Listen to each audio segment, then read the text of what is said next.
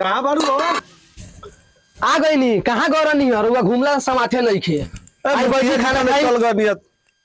असली आओ बैठा तनी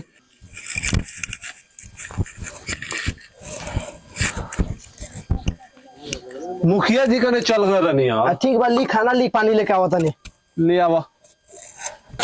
ये मरद के तक घूमले से समाथे नहीं के का जाने कहाँ रहता रात दिन ताश खेलत रहता बैठा रहता खाई के बराबर तने बचनिया खिंचबू ऐसा ही भर ले मकाल भर हुआ अतन का खिंचिए लेबू तो का हो जाई ऐसा ही भर ले चुपचाप रही खिंचना तने खिंचना हुआ के भूखा से पियासल बानी पानी ले जाई हम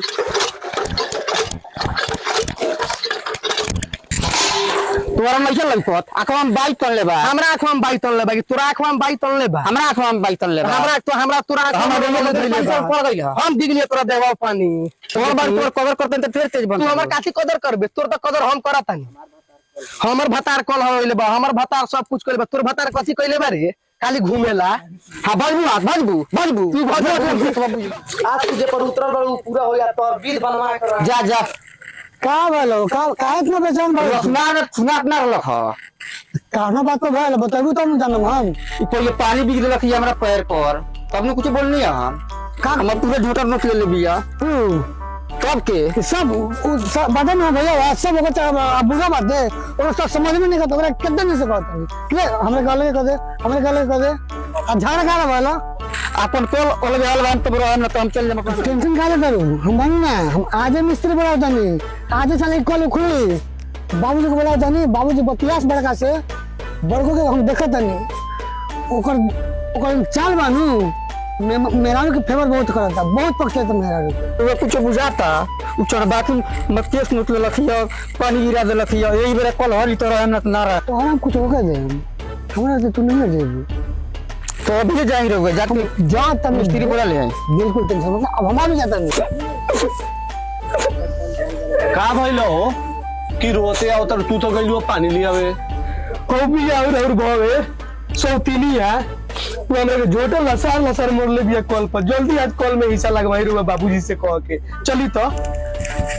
जल्दी तोरा के झोटा लसार के मर लखी झोटा लसार के गोरिया उठ लगी माने ओकरा तोड़बो ना बुझाइला भौजाई के झोटा लसार के मार दे लखियो चली ई बाबू से रुका बाबूजी का हम बुलाओ तनी बाबूजी फरिए हो माने उ छोट आदमी हो के जेठ आदमी के झोटा लसार के कैसे मार दे लखियो अगर आज कॉल में हिस्सा नहीं लगाओ तो हम अपने नैयर चल जाए हम लोग अपना रहे हम रुको ना उ कॉल तो शादी में गया खुलवा कैसे दी बाबूजी के आवे तो हम बाबूजी से पूछत नहीं काहे कोई लग कॉल हमरा कोनो हालत में चाहिए तो हम नैयर चल जाए अरे तो कॉल मिली बाबूजी के आवे तो तू भैया निकला ना दे का रे अजी तू आ काय अपने चिल्लात रे देखो भौजी ओकरा के इतना मरले बाड़ी तन पूछा काहे मरली है ये बताओ तो हम तोरा से पूछे ना आपके आवे वाला रहनी तले तू चाल क देले देख तो मेहरारू के झोटा पटक उठा के पटक के मर ले भैया मतलब वो कह दिले तू मान गेला आ उ को आगे लगता तू मान गइले कहे के मतलब है को झूठ ना बोले ले आ उ झूठ बोले ले तोरा बिया तो झूठ बोल ले कबो ये ए ना पड़ी है बाबूजी क्या होता आ तो बुला बाबूजी के ना बाबूजी क्या होता और बाबूजी हम जानते नहीं कि एक में 3 को जोड़ के करल मेरा भी है वो नहीं जानता आज तू ही बता उ कल पे पानी भरे गली है तो कलवा में हमार हिस्सा बाकी ना समझा दो दैया हमरा 4 पर चढ़ गइल नु इनका के तरंगन गिनवा दे सुन ले तू अपने मेहरारू को समझा दे वो तो भवे हम छुएम ना लेकिन तोड़ नो सांप मार के कल पर फाड़ दे समझले के बात दे बाबू एकरा के समझा दो मारे कल पर हमर मेहरारू पानी भरे गली के एकर मेहरारू पटक के झोटा ध के लसार कहे में मरले बिया मुआ दिए साले के बेचैनी बहुत है 2 लोग अगर देखे तो हमारे मेरा कुल 30 किलो के हम भी 1.5 कुंटल के मरले के हुई तो कोनी दोनों को अपना मेहरारू को फेर पर तो मारे पिट खूब कर बाबू बताओ अभी तक हम खइले नहीं की खाए बैठे नहीं पानी लिया ला लियो पानी ना भरे दे लकी एकर मेहरारू हम देख खइले चले नहीं हवा तो एक ही आदमी दोस्त छोड़ा ला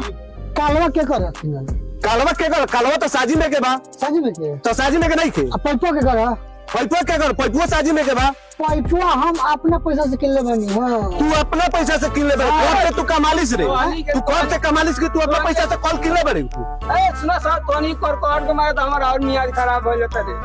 तो नहीं मेहरारू के फेर में दिन रात तो बाप के फेर में लगा सर बफी ले कमा के तो पानी पतर दी ये तो नहीं कोनो गम फिक्र नहीं है खाली मेहरारू पहले बड़ा तू बताओ हम हल बोल बानी हम मेरे पैसा कॉल हल बे तो नहीं के झगड़ा में काले बोल बा हम तो ये बात कहते बानी बाबूजी तो समान बात जितना अधिकार हमारे उतना अधिकार एकरो बा सुना लेकिन माने पर सब कुछ किनारे है साझी किनारे है हां पैसा घटा रहे हां तो पाइप के पैसा हम देंगे जहां से लिया लोहा के पाइप जो रहे हां हम कहाँ से लिया गया संग में रहला तो तू लिया दे ई लिया दे तो हमर कॉल तो नहीं कॉल केने बा अंधुआरे बारे ने हालत पड़ी का बात बा तो नहीं के हम ये बात के मानत जाने के संगे कॉल हाँ। लेकिन पैपो तो हमार किनल है ना पैपो के तो पैसा हम देले बानी वो तू किने ले तो हेडवा तो लिया है पैसा हलाल बा पानी पी लेबो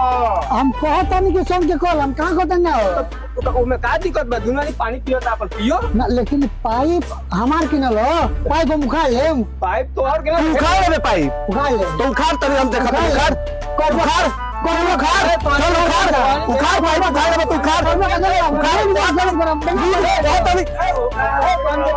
हम बात कर दे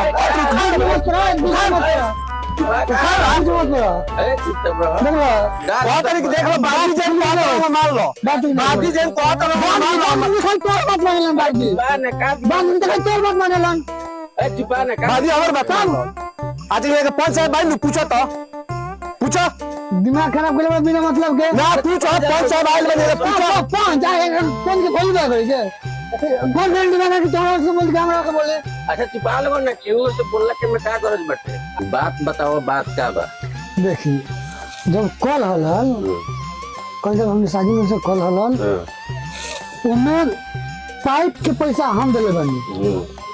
तो पाइप के पैसा हम दिले बनी तो पाइप हमार न अच्छा ठीक बा तो हमें पाइप चाहिए हम कॉल ले लेगा पाइप चाहिए हम पाइप को खुलवा ले अच्छा ये बताई शादी में जब किना गल तो पाइप इनकर कैसे हो गल तो पैसा हमरे लागल पाइपवा में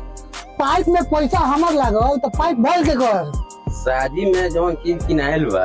वो वही गति रही दोनों आदमी पानी भरी पानी पी वही कल रही ना इन तारा समझ में नहीं गया बात समझ में नहीं गया बात थोड़ा समझ में आवत है बात हाँ हाँ सुनो ना हमें सुनो जब कॉल खरीदा रहे हाँ पाइप के पैसा हम देने हाँ तो पाइप के करवा पंच साहब भाई के मोरले बिया ई छोटा उखाड़ के आ गए तू कहे गई पूरा चल दे तो घर में तो हम बांगले में देखा था नहीं हमें मेरे घर में देखना अरे वो तो पिटाई भी तो ऐसे करी अपन दिखावेला और में पिटाई भी तू जाई दिखावे ओकरा डांस से तो उठिए नहीं गया हाँ तो डर से नहीं क्यों कर ले तू पहले हो जा बोला लियो सुई दुआ हुआ सारा कराओ तो इलाज कराओ जा। हम गाड़ी में मंगाओ था गाड़ी के भाड़ा ले पाइप देख सुन लो ये सब बाबूजी कराओ तरनी हमरा तू निमर आता तो हाई इतना ना बोली थी हमरा आगे नहीं गया तू नहीं रहो ना हम ना रमता समझा तू नहीं रहो होने का रहे तो आनी बांट बूट के कहले बाड़नी हां ये गांव भर के लोग का कही जी रामलाल के बेटा इतना सुंदर हो के बांट बूट ले का हम इज्जत रो आ जाई तो के सामने कौन इज्जत रही गांव के लोग निमन कही हमरा के कहीं हाला गुली कहले बाड़ा ना रामलाल भाई तोर लड़का दोनों होशियार बड़ो सा एगो वे मीठ लगता है हम कहते हैं हम बेटा ना है देखो मीठ लागेगा तो तोरा पोस्ट पाल के इतना बड़ा के करल मीठ जब हुए रहे तोरा के कहलक बाड़ा कहे के मतलब है कि पाइप हमारा हमें झगड़ा कुछ नहीं के बाबूजी झगड़ा कुछ नहीं के हम पाइप उखड़वा ले अपन हाँ तो समझा दिन तक इनका समझा दो ये हमसे बतिया सुन पाइप उखड़वा लेबे उखड़वा ले चल उखड़वा उखड़वा तू करबो कथी उखड़वा ना उखड़वा पाइप उखड़वा लेबे तू अच्छा रुको छोड़ो छोड़ो का मतलब मार दिए ना ना ना ना तू उखड़वा पाइप रोक देबो हाँ रोक दे रोक के दिखाओ उखाड़ तनी उखाड़ के दिखाओ आज के आज कॉल कोई आज आज तो उखाड़ के दिखाओ आज के आज कॉल कोई उखाड़ ला आज के उखाड़ उखाड़ अभी 2 मिनट मिस्त्री है 2 मिनट बहुत चढ़ गया मतलब देख लेम ना जा जा बुला लियो कौन मिस्त्री हो तो साफ काट दे बोला के लिए जन मिस्त्री जन करे बुला के लिए साफ काट दे हम देख लेम तारा के